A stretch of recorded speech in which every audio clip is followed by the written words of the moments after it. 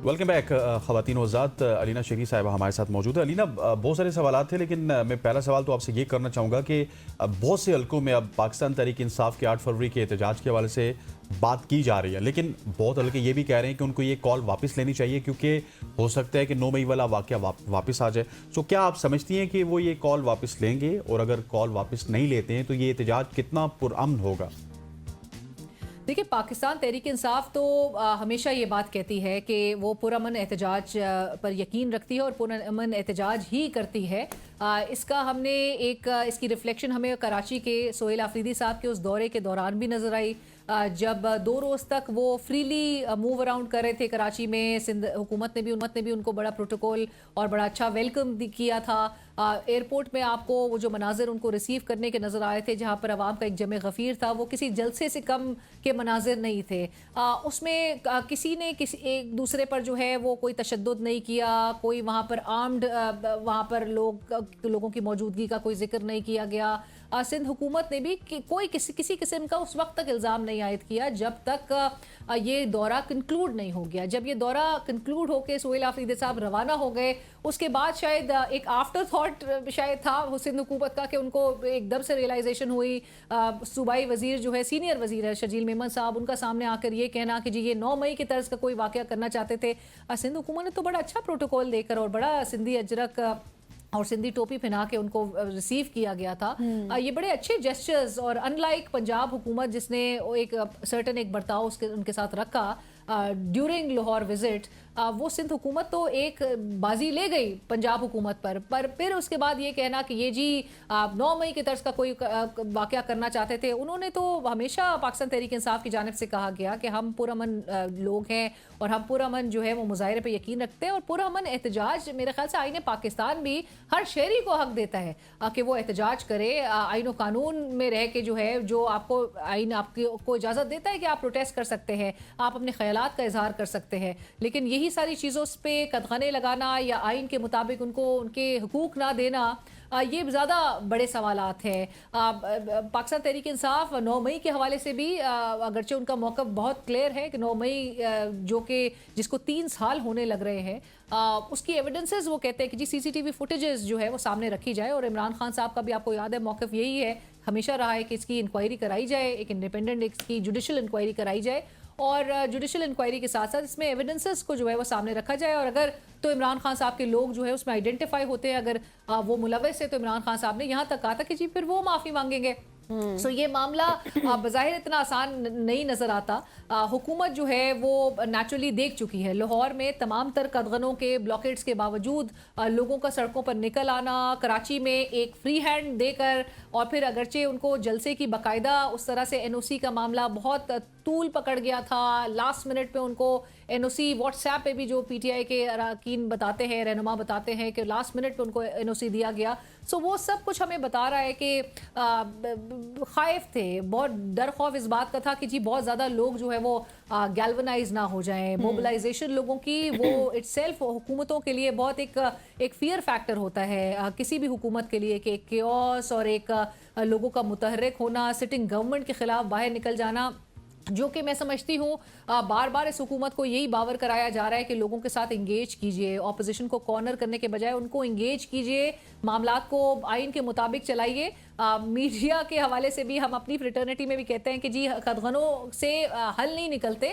Solutions कभी भी ब्लॉकेट्स create करके नहीं निकलती, हमेशा इंगेजमेंट से बातें और मुज़ाकरात ही के जरिए मामलात को आगे बढ़ाया जा सकता है। ये तो अब चलते ही रहेंगे, अब कहाँ जाकर एंड होते हैं ये एक अलग डिबेट है, लेकिन थोड़ा सा आगे बढ़ते हैं। मुझे ये बताइएगा, अब शहबाज शरीफ साहब के जो दौरान हुकूमत में हमने देखा कि जो कर्जों की एक एस्टिमेट फिगर है वो 12,730 या 33 अरब रुपए का उसमें इजाफा हुआ। तो हुकूमत बार बार माशी इस्तेहकाम का तो दावा करती है, तो फिर ये जो कर्जों की रफ्तार है ये हम क्यों देख रहे हैं, क्यों कम नहीं हो रही?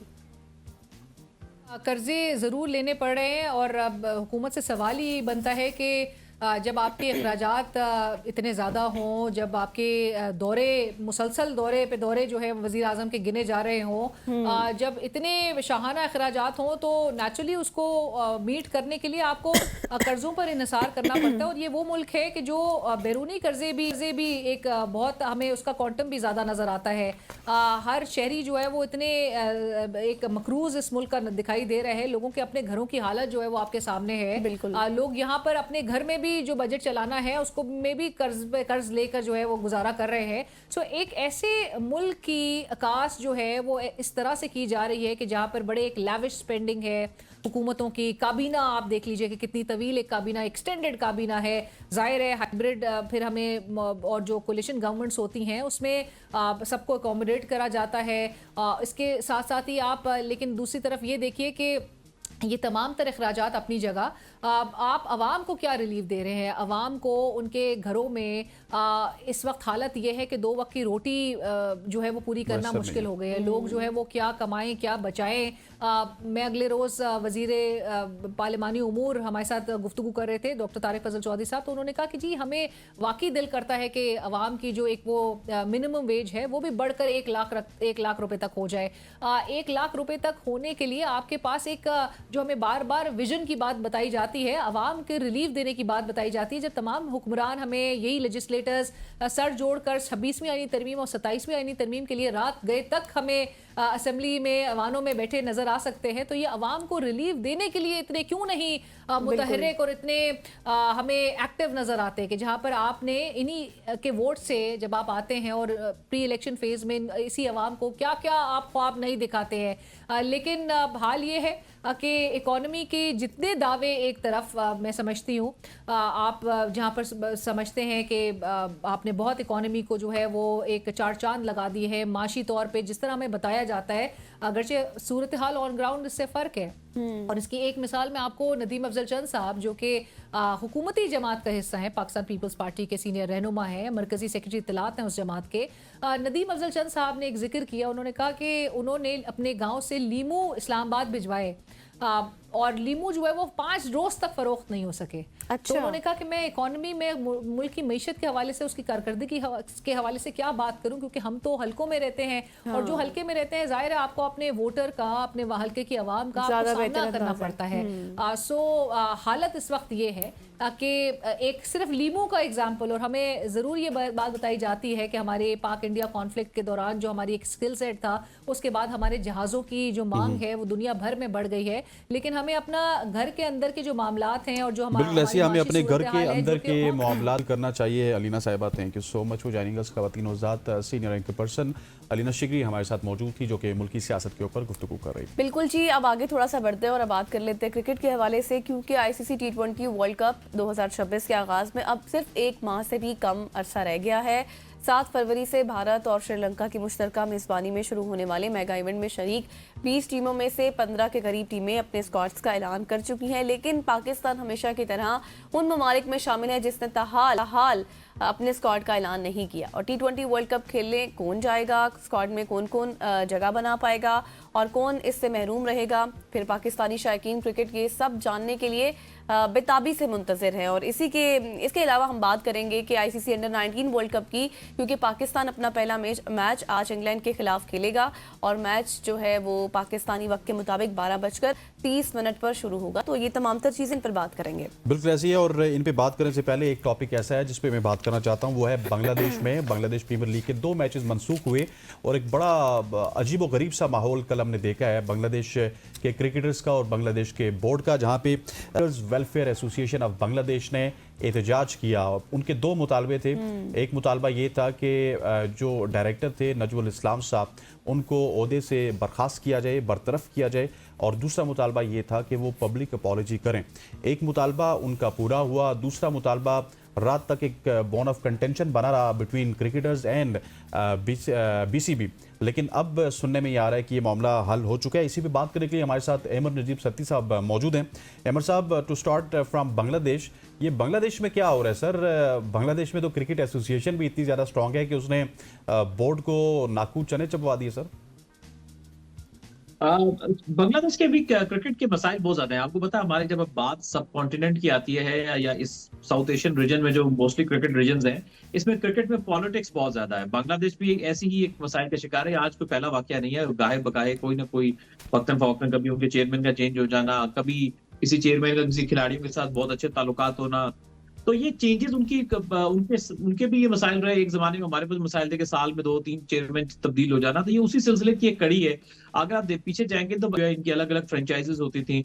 उसके बाद मतलब इंडिविजुअल लोग उसको ऑन करते थे, जैसे पाकिस्तान में करते हैं। फिर एक जमाना आया कि बांग्लादेश प्रीमियर लीग ने, बांग्लादेश बोर्ड ने कहा हम खुद इसको चलाएंगे। कभी एक स्ट्रक्चर, कभी दूसरी चीज। तो यही चीज फिर आपको ये भी एक नजर आई कि सबसे पहले मोहम्मद आमिर छोड़ के चले गए थे, उनकी पेमेंट के इश्यूज थे, कुछ नाम और छोड़कर गए थे बीच में, और अब पेमेंट के इश्यूज इस हद तक आ गए थे कि खिलाड़ी और भी छोड़ के जा रहे थे। लेकिन मामला उस वक्त खराब हुआ जब हम नजमुल इस्लाम साहब ने बड़े एक सख्त रिमार्क्स कहे, जिसके ऊपर प्लेयर्स खड़े हो गए और उन्होंने कहा कि यार अब जो है वो मामला इस तरह से नहीं चलेगा। जब दो टीमें ग्राउंड में नहीं आई, 2 मैचेस नहीं हुए बीपीएल के, उसके बाद 4 मैचेस ढाका प्रीमियर लीग के नहीं हुए, जिसके बाद वो डिमांड रखी गई कि नजमुल इस्लाम साहब इस्तीफा देंगे, जो कल उनसे ले लिया गया है हंगामी प्रेस कॉन्फ्रेंस के बाद।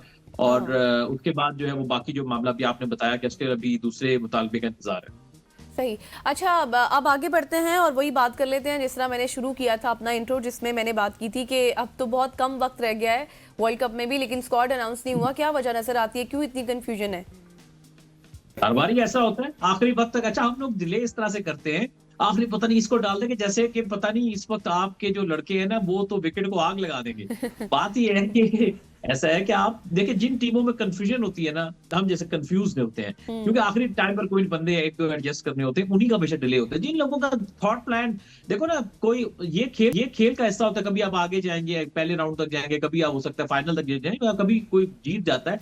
वो टीम टाइम से अनाउंस करते थे क्योंकि उनका थॉट प्रोसेस, उनके सारे साल जिस तरह टीम को मैनेज करते हैं वो क्लियर होता है। हाँ। ये हमारे हमेशा ये एक बार नहीं, आप जितने मर्जी इवेंट उठा के देख लें, आखिरी वक्त तक पता नहीं वो केड़ा गामा पहलवान है जिन्हें इन्होंने लुको के रखे है कि आखिरी टाइम पे जनाब एंज करके वेच करेंगे, जनाब ए लो जी आ गया, उन्हें सारे ने छक्के छुड़ा दिए। लेकिन सर 2023 में थोड़ा सा डिफरेंट हुआ था। 2023 के एशिया कप में और वर्ल्ड कप में एक तो हमने टीम बड़ी जल्दी अनाउंस कर दी थी, और मुझे याद है कि इंडिया के खिलाफ हमारा मैच था तो हमने एक दिन पहले अपनी टीम अनाउंस कर दी थी।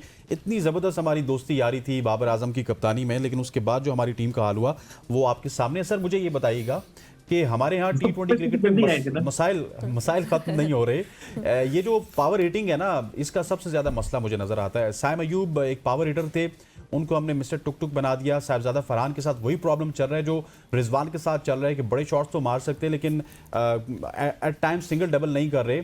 फ़खर जमान भी सेट होते हुए 5-10 गेंदें ले लेते हैं। यही आपका फार्मूला इस वक्त सलमान अली आगा और बाबर आजम के साथ भी चल रहा है। सो T20 वर्ल्ड कप की कैंपेन में पावर हिटर ना होना और पाकिस्तान टीम को अब कहाँ पे देख रहे हैं?